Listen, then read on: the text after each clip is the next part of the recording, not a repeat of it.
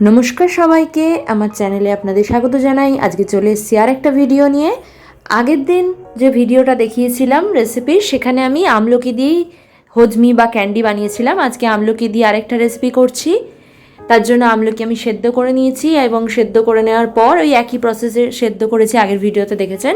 তারপর বীজগুলো বার করে নিয়ে এবার ওটাকে টুকরোগুলো একটা জায়গায় রেখেছি। আর এখানে আমি ভেলিগোড় নিয়ে নিয়েছি, আর কড়াইতে সামান্য সাদা তেল দিয়েছি, অল্প পরিমাণে দেখলেনই। এবার এর মধ্যে আমি গুড়টা দিয়ে দেবো। এই পুরো গুড়টা আমার লাগবে না, আমার যতটা আমলকি সেই পরিমাণ বুঝেই গুড় দেবো। আমলকি দেখতেই পেলেন কতগুলো রয়েছে, সেই পরিমাণ ওয়াইজ আমি 4 থেকে 5 চামচ মতন, মাঝারি চামচের 4 থেকে 5 চামচ গুড় নিয়েছি। এবং গুড়টাকে এবার আমি গলিয়ে নেব কড়াইতে।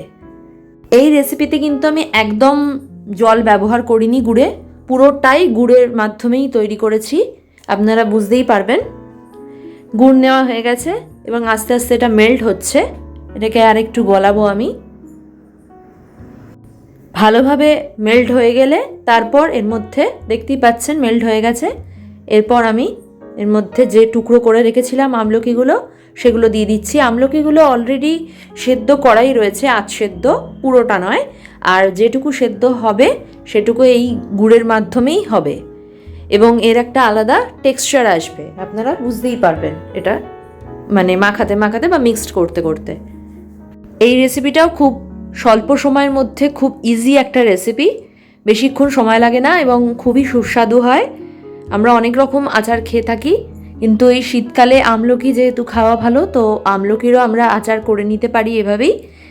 আপনারা প্রসেসটা পুরোটা দেখুন, স্কিপ করবেন না, তাহলে বুঝতে পারবেন। এবার দেখতেই পাচ্ছেন অনেক কালারটা কিরম চেঞ্জ হয়ে এসছে এবং আমলকিগুলো নরম হয়ে গেছে। এবার আমি এর মধ্যে স্বাদ মতন চিনি অ্যাড করছি। আপনারা আপনাদের যতটা মিষ্টি পছন্দ করেন সেই অনুযায়ী আপনারা চিনি দেবেন। আপনারা যদি মনে করেন যে চিনি দেবেন না, পুরোটাই গুঁড়ে করবেন, তো সেটা আপনারা করতে পারেন। এরপর আমি এখানে বিট নুন ইউজ করেছি স্বাদ মতন। আর এখানে ভাজা মশলা আমার রেডি করা ছিল, হজমি, যেটা আমি হজমিতে দিয়েছি, সেই ভাজা মশলাটা এবার এর মধ্যে ছড়িয়ে নিচ্ছি, নিয়ে একটু জাল দিয়ে নিচ্ছি। এই ভাজা মশলাটা কি কি দিয়ে বানিয়েছি সেটা আপনারা আমার চ্যানেলে পেয়ে যাবেন ভিডিওতে, যেখানে আমি আমলকির হজমি বা ক্যান্ডি বানিয়েছিলাম, সেখানেই আমি বলে দিয়েছি মশলাটার পুরো প্রসেসটা। এদিকে রেডি হয়ে গেছে আজকে আমলকির আচার।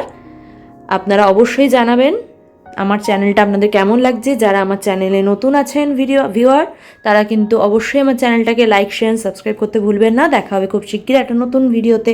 ভালো থাকবেন।